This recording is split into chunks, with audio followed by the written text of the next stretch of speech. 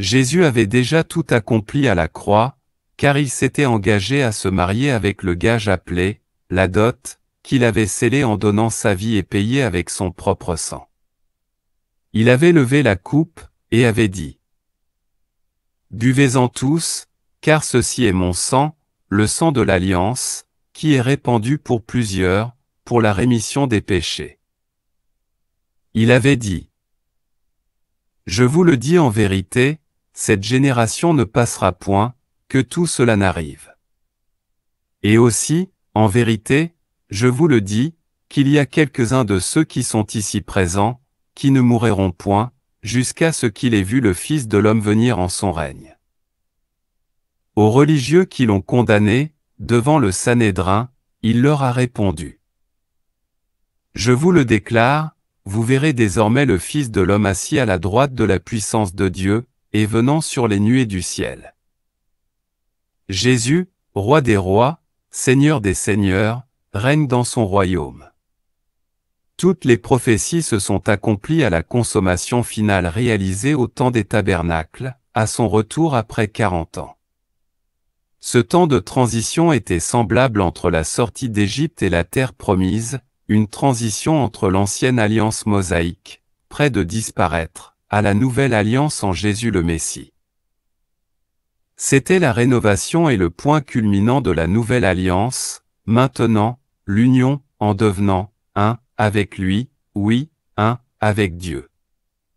C'était aussi l'accomplissement de l'entrée en son repos du sabbat, qui devait être réalisé en Éden, avant la chute. Une autre confirmation que nous avons une épouse qui est mariée, car elle est appelée femme, sur le même passage d'Apocalypse 21 au verset 9. Et l'un des 7 anges vint à moi, en disant : Viens, je te montrerai l'épouse, la femme de l'agneau.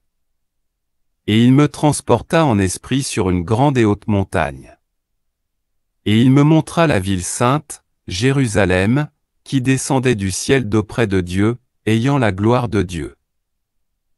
Désormais, nous comprenons sa parole vivante. Ceux qui aiment Jésus, la vérité, reçoivent des cœurs purs et régénérés. Ils ne font que, en union avec lui, dans la nouvelle cité, la nouvelle Jérusalem, qui est aussi appelée Sion, ici sur la terre. Jésus avait dit : Il y a plusieurs demeures dans la maison de mon Père. Si cela n'était pas, je vous l'aurais dit. Je vais vous préparer une place. Et, lorsque je m'en serai allé, et que je vous aurai préparé une place, je reviendrai, et je vous prendrai avec moi, afin que là où je suis vous y soyez aussi. Vous savez où je vais, et vous en savez le chemin. Nous pouvons remercier le Seigneur, car nous avons accès à cette demeure, la cité céleste, la nouvelle Jérusalem qui est déjà une réalité spirituelle dans nos vies ici sur terre depuis près de 2000 ans. Cette cité est aussi en relation avec cette haute montagne, Sion, qui couvre toute la terre, dont tous les vrais chrétiens font partie. Selon les Écritures mentionnées dans plusieurs endroits, les croyants, ce sont les arbres. Plantés près du courant d'eau, qui coule du trône, donnant des fruits en toute saison et apportant des feuilles pour la guérison des nations. Dans un sens spirituel, les fruits et les feuilles mentionnés ici sont une description de ce que le prophète Zacharie prédit que ce rendez-vous de la fête des tabernacles trouve sa continuité qui a commencé au 8e jour de la fête. Le chiffre 8 symbolise l'alliance, circoncision du cœur, le nouveau commencement qui continue dans le repos éternel du sabbat en Jésus-Christ. Pour tous ceux qui sont entrés dans la nouvelle alliance, c'est une célébration sans interruption et en continu, de tous les temps fixés, déjà ici sur terre dans son royaume éternel.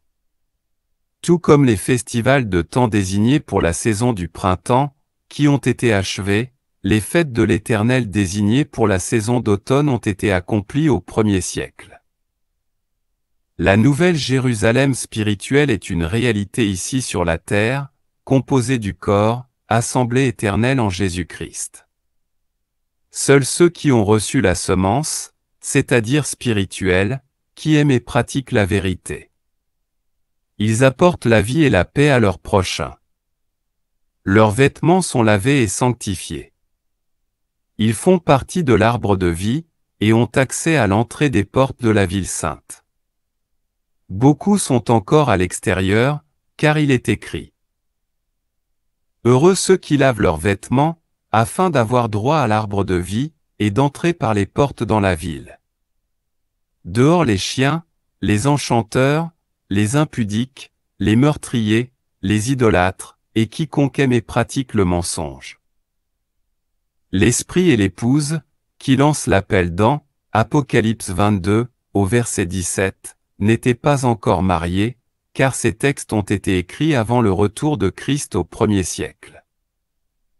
Depuis lors, Jésus qui est joint avec sa femme, l'Église vivante, et continue d'appeler au travers du corps et disent, que celui qui entend vient.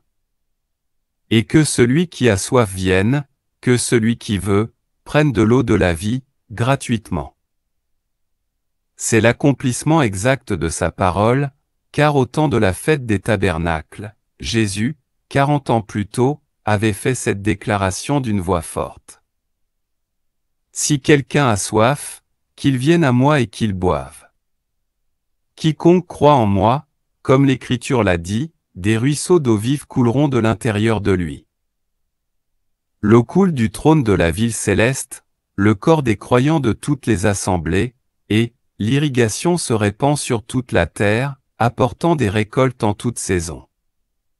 C'est l'action du Dieu Tout-Puissant qui continue son cours depuis près de 2000 ans déjà. David avait déjà vu et réalisé cela pour ceux qui sont en Christ, avec ses écrits dans le 1er psaume. Il sera comme un arbre planté près des ruisseaux d'eau, qui rend son fruit en sa saison, et dont la feuille ne se flétrit point, et tout ce qu'il fait prospère. Les fruits symboliques spirituels de l'esprit fournissent une nourriture mentale, morale et physique qui soutient la vie. Les feuilles représentent les enseignements du Christ, professés par les croyants, qui guériront ceux qui s'approchent de Jésus, toutes les nations, les libérant de leurs péchés, dans notre monde qui en a tellement besoin. Dieu continue de répondre aux demandes, car son royaume est une réalité présente et spirituelle vécue par des multitudes de croyants dans la vie ici, de tous les jours. Sa volonté est faite ici sur terre comme au ciel.